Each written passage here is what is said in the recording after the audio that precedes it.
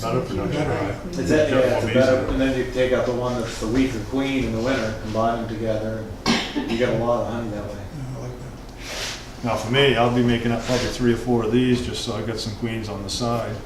And if somebody needs a queen, that'll come from there. I take the queen out, I leave them, they make another one. Or if something happens to your queen or something. Yeah.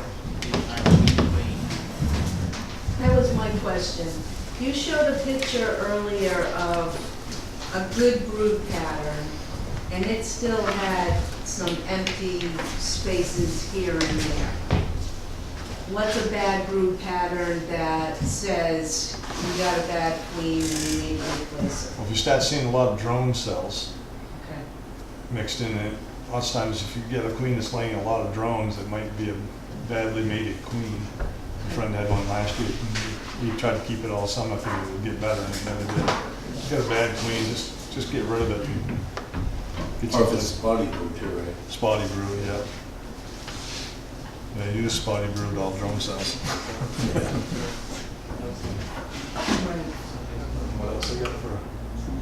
That's just. That's that one over there, right? Now, ideally, when you cut one of these in, you want to cut it into a frame that's got some honey and stuff into it. That way the bees have got something to feed the larvae right there. Would that go into a nuke or? Yeah, yeah, they'll fit right into you. If you wanted it to. And that just tells you, there's 110 cups in those cells, so that's a lot of. Yeah, queens, yeah. Queens. I don't want that many.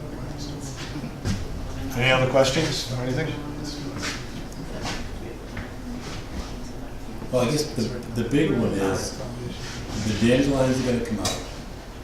And what's a good, but if you're new to this, what's a good way to manage that hive between the dandelions and get to be the middle of June? Because you're going to either have swarms or you're going to see a lot of swarm cells.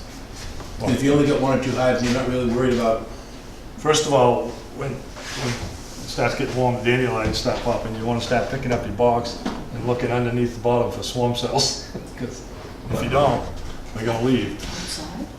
That's where it'll be, is right on the bottom. 90% of If the you, time, if they're you all just right on take the your bottom. box and just turn it on, like tip it up, and then look on the bottom. That's Both what boxes, they may be in the second box. Well, still. any box, you look at, Yeah, but not on the bottom, on the outside. No, well, I was just using this for no, an but it'd be on the example. bottom of the frame. Bottom of frames.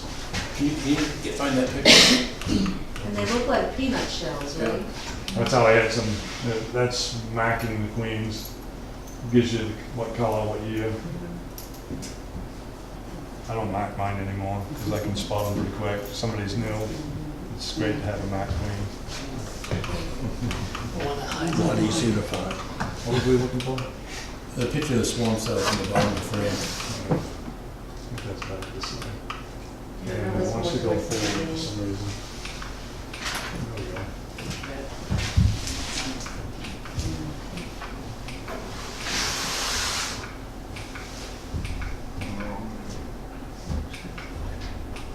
Almost there.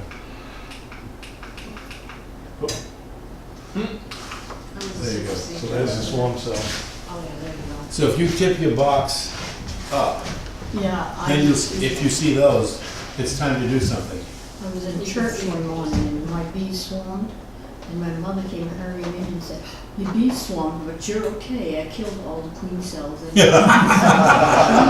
Well, lots of people will go in and cut out those queen cells. If you don't want to raise more queens and you want honey production, you want to go in and wipe out every queen cell. I mean, if you take all these queen cells out and you miss this one up here, they're still going to swarm on you. So if you want to stop them from swarming, you need to go in and cut every queen cell out and make sure they got room. And once they start, they're going to try to swarm on you.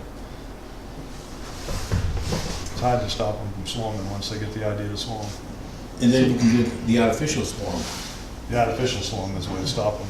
Lots of times I'll take the old queen out and move her, and that will take care of the problem. So once they've started the swarm cells, pretty much your only option is to let them swarm or to split. Well, check them every other week. Well, But basically, if you keep cutting them out, they're gonna keep building them, right? Right. Because they've Yeah. already got it in their mind, they're gonna, Usually, yeah. So And you'll take the old queen and put her in a new Yes. So she's most likely the one. Yeah, She's she- the one that's saying we're out of here? Yeah. But the other thing you do is you take that frame right there and throw it in a nuke or with some, a frame. You think that's $30 a shot right there? Yeah. Well, the other thing is, it's another whole colony. I mean, I know when Al was here, was it last year Al talked? He was like, this is when Tony Jazik was still the bee inspector, and the bees that we bought from Al last year, Tony came in and inspected them all. And he pulled out one, and he grabbed a queen cell, and he smushed it, and he went, "What are you doing?" Because that's a whole nother colony. And that's the way to think about it, that it's a whole nother colony, not a problem, because you don't know what's gonna happen. And if you don't want it, maybe your neighbor or your friend wants it. Right, or somebody. Maybe somebody in the Somebody Yeah. in the club, yeah. I mean, we could get together as a group and raise queens and Well, the other thing is that you don't ever know if something's gonna happen to a colony. If your mother's around. She's not coming to my house. But if you end up putting them in a loop and keeping them that way, it's insurance. And that's insurance for next year. I use this a lot for cutting out queen cells. If I get a lot of queen cells, I'll just go and cut them out with a knife and stand them up in here and throw them in the box and come back 8 days later and see what's going. Get a lot of queens that way. Get the pattern for that, Bob, I like that one. It's pretty easy. I'll give it to you. I'm sorry, go ahead. No, you go ahead. We're good. I'll get you up here. Yeah. No, I just think that one of the things that we're trying to do as a club and as kind of the executive committee is kind of the thing that it's like beekeepers helping beekeepers. And that's why we have Jeff here. And the other thing is, if we start to become, I don't want to buy bees next year. Neither does my wife want me to buy bees next year. Because I think that's going around, I'm not sure. yeah, I think it is, it's a thing. But basically, if you start in your mind that you're gonna take, if you've got 2 hives right now or 3, and you're just starting out, they're gonna look to swarm sometime between now and the middle of June. For the most part, if there's a really strong flow, you're gonna see queen cells. So if you Especially see, if it's a 2-year-old hive. yeah, if it's a 2-year-old hive. If it's a 1-year-old hive, probably not.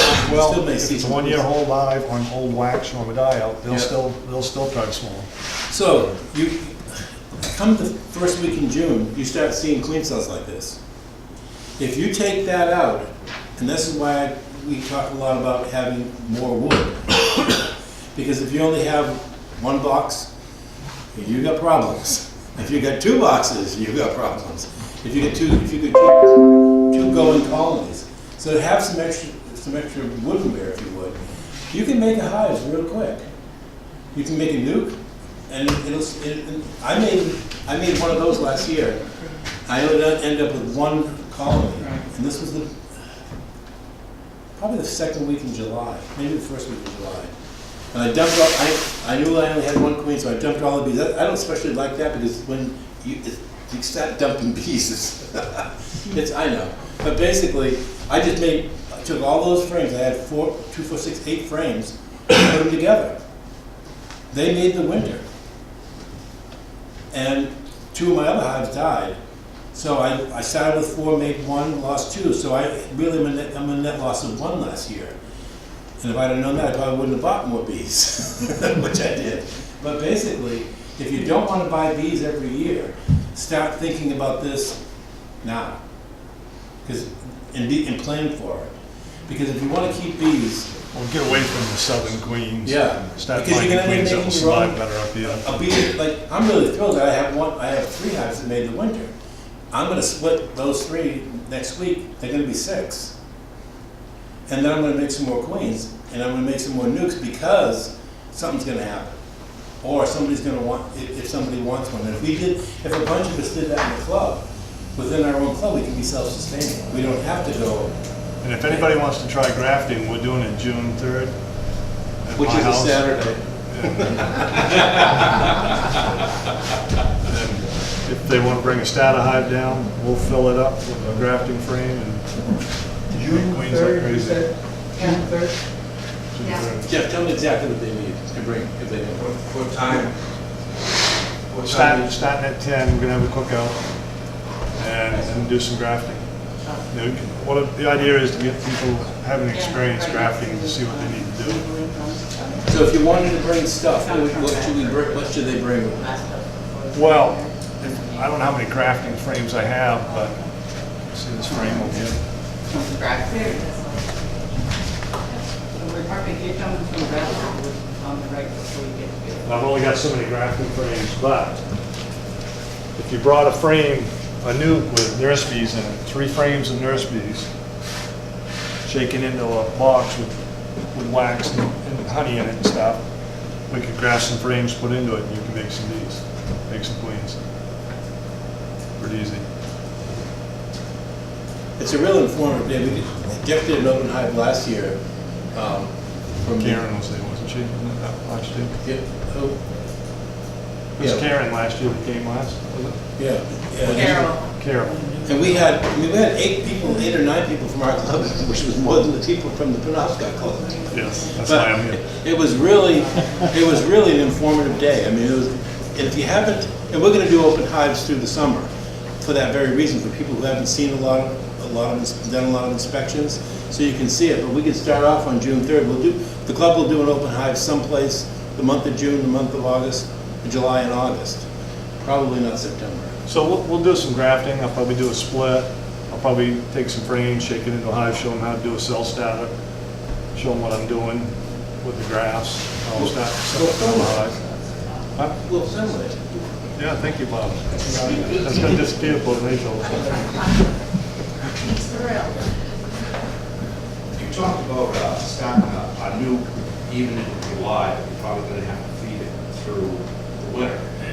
But by walking the liquid to them, spread off quick, they build up their numbers because that Yep. sugar water coming in. But what I found, and maybe you can tell me how to change that, but what I found is when there's a nectar flow on, you don't want that sugar water. It will just sit there and they won't Yeah, even well, if take they don't want it, they don't need it. They don't draw it down, so there's nothing you can do to. No. If there's enough resources, they're not gonna take the free food, they're gonna take the. The good stuff. If you dump sugar water in my house, you probably want to stand back. They're probably gonna run you over. But you still have early fall into when it Golden starts time. freezing, right? To put liquid food to them. Yeah. And then you can always, your candy boards and stuff in there too. I fed out 600 pounds of sugar last year. Well, I don't know how many of you saw the video that I posted on the website, and I'm gonna try it this year, and it's gonna make some people real nervous. But I'm gonna take a 40-gallon plastic barrel. I'm gonna put about 40 gallons of 40 gallons of 2-to-1 syrup in it.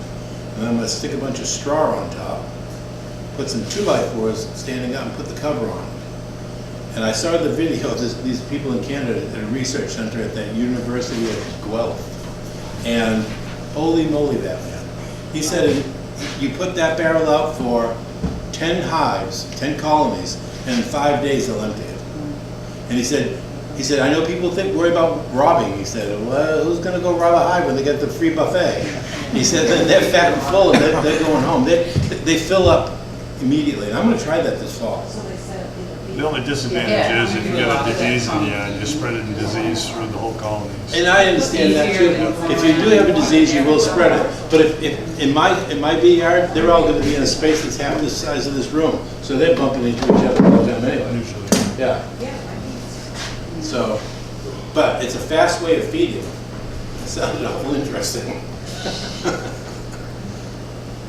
There's a whole series that I posted on the website. If you haven't seen it, there's probably 8 or 10 videos, and they're gonna bring. I emailed the guy and asked him a question because he uses Queen Exclusives on everything, and they only use one brood chamber. I'm waiting to see the next set of videos and explain why he's doing that. He's in Toronto. I only use queen excluders for queen rearing, and then I don't use them at all.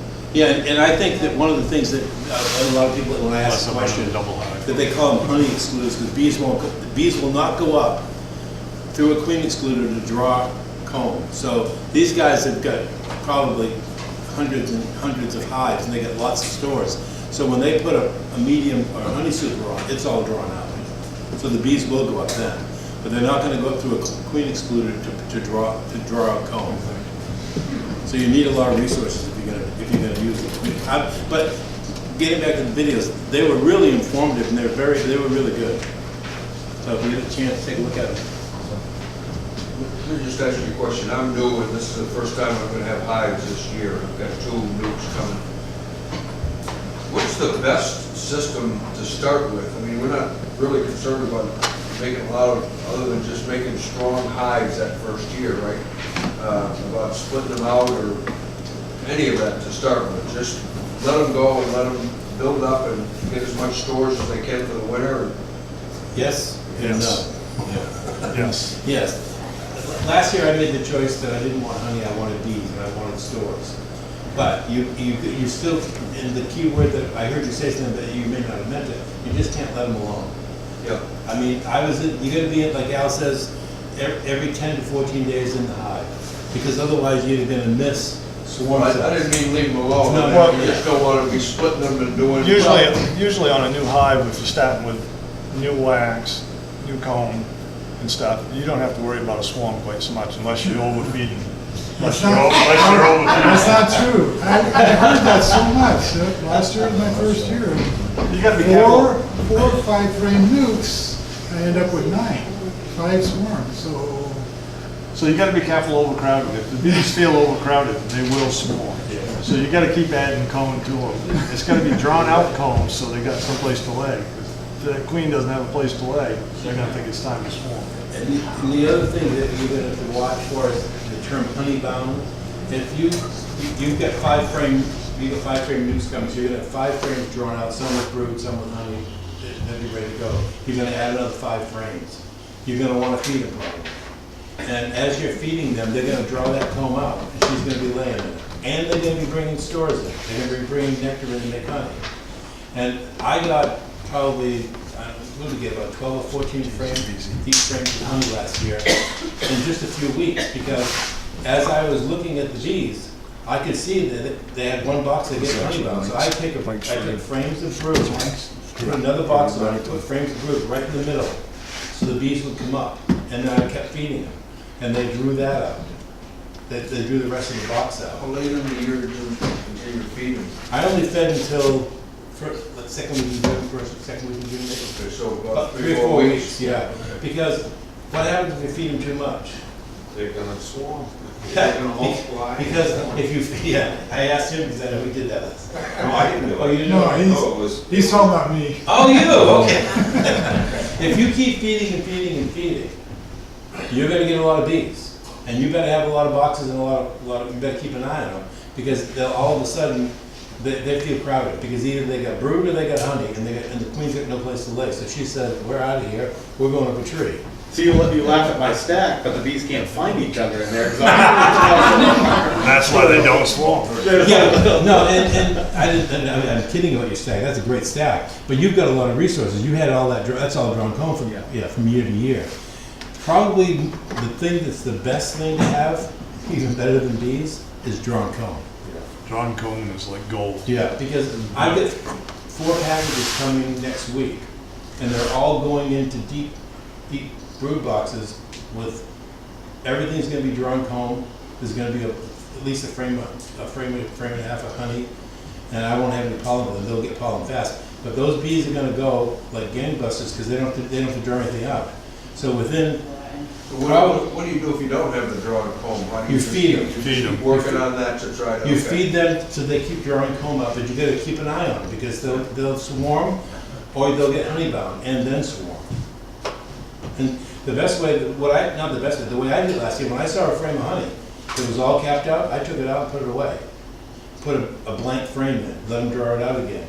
I did that with 12 frames. I ended up with, 3 or 4 gallons of honey.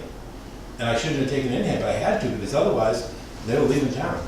Well, we also had some to put back in the spring. Yeah, well, yes, I did, because I had 2 hives died, so I think I have 40, 50 frames of honey, and it's either all capped, but it's either all drawn out, the full frame both sides, or 3/4. But I got a lot of stores to start with. You need to qualify your term resources, because when you say resources, to me, my brain says honey. Okay. And you're not meaning honey, No, I you say mean, resources. when I say resources, well, first of all, you need woodenware, because that's a big resource. You need a place to put the bees. Then if you've got drawn comb, that's a great resource. If you can start out next year with with a lot of drawn comb from this year, then you can make split bees, and they go fast, I mean, they go real fast. And then there's honey, and then there's, I've got frames of pollen mixed in with the stuff from my dead hives. I mean, I mean, it's pretty colorful. I mean, it's like frames just look like polka dotted of color. It's really kind of cool. But that's a great resource because you can put that into a box like that. What, turn it around? Yeah. And then you have that stuff to use. Yes. My time. You can-